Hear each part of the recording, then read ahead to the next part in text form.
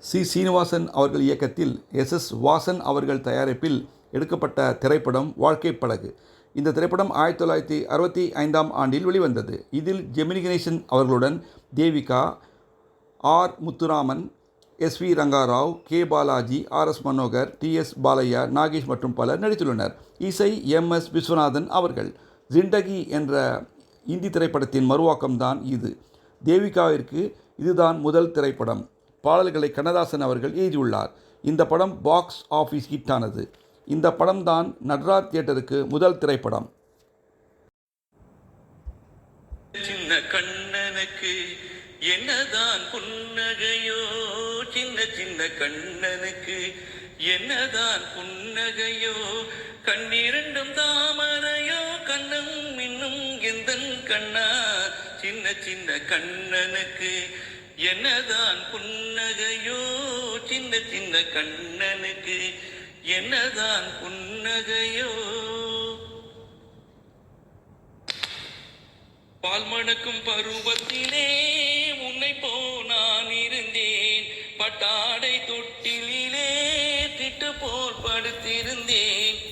அந்நாளை நினைக்கையிலே என் வயது மாறுதடா, உன்னுடன் ஆடி வர உள்ளமே தாவுதடா, கண்ணிரண்டும் தாமரையோ, கண்ணம் இன்னும் எந்தன் கண்ணா, சின்ன சின்ன கண்ணனுக்கு என்னதான் புன்னகையோ, சின்ன சின்ன கண்ணனுக்கு என்னதான் புன்னகையோ.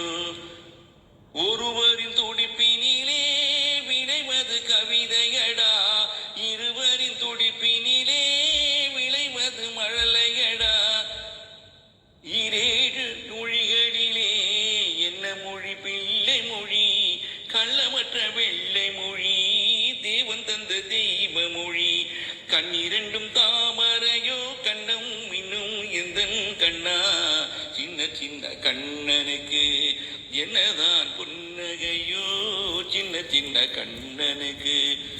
பூ போன்ற நெஞ்சினிலும் உள்ளிருக்கும் பூமியடா,